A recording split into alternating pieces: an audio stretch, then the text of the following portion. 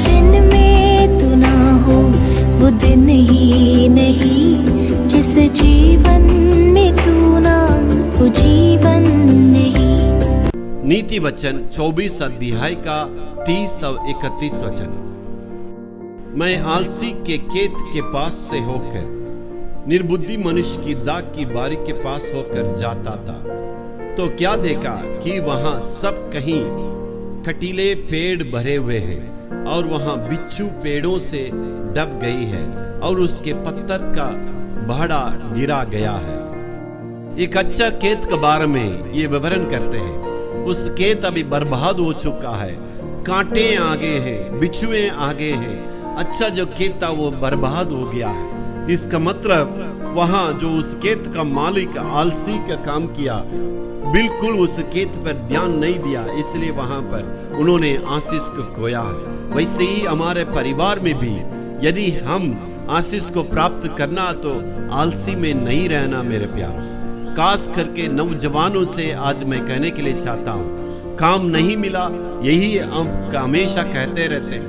लोग सोचते हैं हमेशा तुरंत मुझे आईएएस बनना है, तुरंत आईपीएस बनना है, एक ही एग्जाम में मुझे पास हो जाके मुझे बड़े पद में बैठना है मेरे। और कहते हैं काम में क्यों नहीं जाते, वो काम नहीं मिला। दुनिया भर में काम लगी हुई है, बेरोजगारी नहीं है, लेकिन हम आलसी पर रहते हैं। हम समझते हैं मेरे योग्यता के लिए काम नहीं मिला, मेरे पढ़ाई के लायक काम नहीं मिला है, मैं इस छोटे से काम को मैं क्या करूंगा, कैसे करूंगा।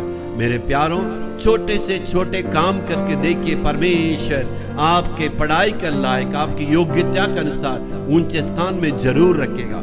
और कुछ परिवार में हम देखते हैं पुरुष लोग कमाने के लिए नहीं चाहते, पत्नी की कमाई में जीवन बिताना चाहते हैं। कभी भी पत्नी की कमाई में जीवन नहीं बिताना। आप भी काम करना है, पत्नी भी काम करना है, दोनों मिलकर काम करना है। आलसीपन के लिए कभी भी आप जगह नहीं देना है। परमेश्वर ऐसे ही लोगों को आशीष दे सकता है। जी हाँ, परिवार के साथ मिलके प्रार्थना कीजिए। जो परिवार प्रार्थना करते हैं उनके जीवन में परमेश्वर आशीष दे सकते हैं। भोर में तड़के उठ के परिवार की प्रार्थना के लिए बच्चों को उत्साह दिलाना, परिवार के साथ मिल के काम करने के लिए उत्साह काम करना है और प्रार्थना करके उस सामर्थ्य को प्रभु से प्राप्त करना।